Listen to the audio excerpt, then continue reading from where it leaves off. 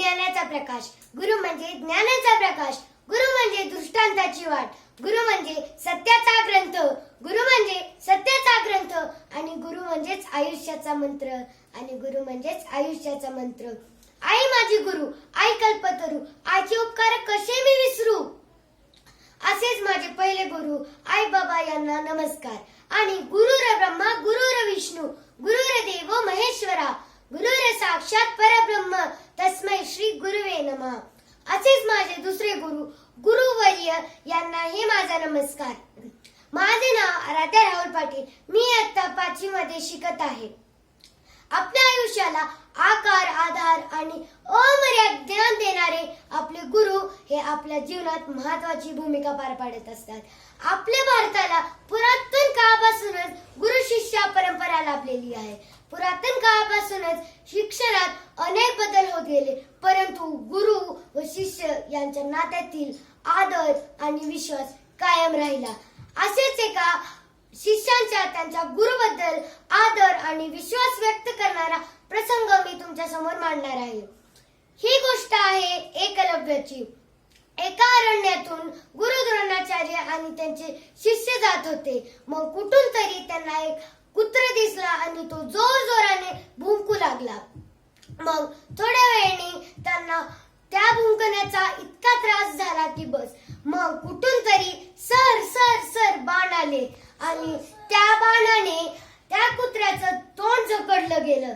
मग गुरु द्रोणाचार्य त्या कुत्र्याच्या जवळ गेले आणि बाण काढले आणि मग त्यांना असं समजले की ते बाण अशा रीतीने मारले होते की कुत्र्याचं तोंड झकडलं गेलं पण त्याला कुठलीही दुखापत किंवा जखम झाली नाही. मग गुरु द्रोणाचार्यांना खूपच आश्चर्य वाटलं. मग ते इकडे तिकडे पाहू लागले. मग समोरून एक युवक येताना दिसला. मग त्याने विचारले की तू हे बाण मारलेस का, कोण तू. मग तो गुरु द्रोणाचार्यांना पाहून साष्टांग नमस्कार करतो आणि म्हणतो की हो मीच हे बाण मारले आणि मी एकलव्य. मी लहानपणी तुमच्याकडे धनुर्विद्या शिकायला आलेलो होतो, पण तुमच्याकडे वेळ नसल्यामुळे तुम्ही मला नकार दिला. मग मी थोडा हिरमुसला झालो, पण मी जंगलात येऊन तुमची मातीची मूर्ती बनवली आणि त्या मूर्तीच्या समोर मी धनुर्विद्या शिकायला सुरुवात केली. मग असं करता करता मला एका दिवशी तुमच्या आशीर्वादाने मला उत्तम धनुर्विद्या जमली. मग तेव्हा पण मी ते प्रयत्न सोडले नाही. मग गुरु द्रोणाचार्य आपल्या शिष्यांना सांगतात की हा खरा शिष्य, हा खरा विद्यार्थी.